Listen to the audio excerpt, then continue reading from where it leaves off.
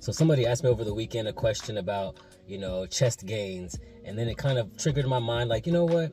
I cannot believe that I have not made a video about this in the past.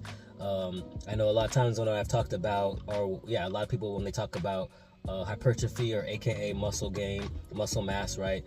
Some of the common things we already know about is, focusing on the eccentric, which is the negative, or the isometric, which is the hold, the contraction, all those things to help with muscle growth.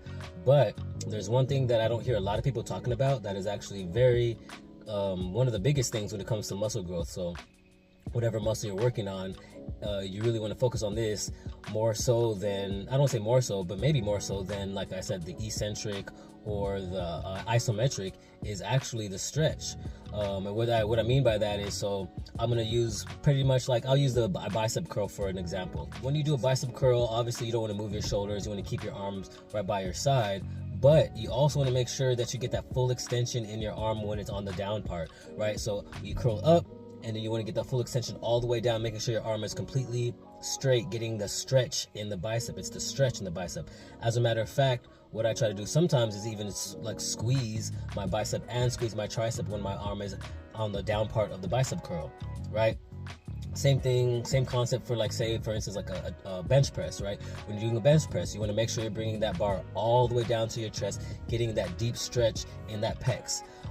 Same thing with dumbbells. Same thing, you want to bring those dumbbells all the way down. If you're doing a chest press or a bench press and you have that weight just up in this range, you're not going to get much muscle growth, let alone much strength there either. So you want to get that stretch in. Same thing even with something like a bent over row for your back, or any type of row. You want to make sure your arms get fully extended all the way out, stretch out that back, and then squeeze to bring the barbell or dumbbells in.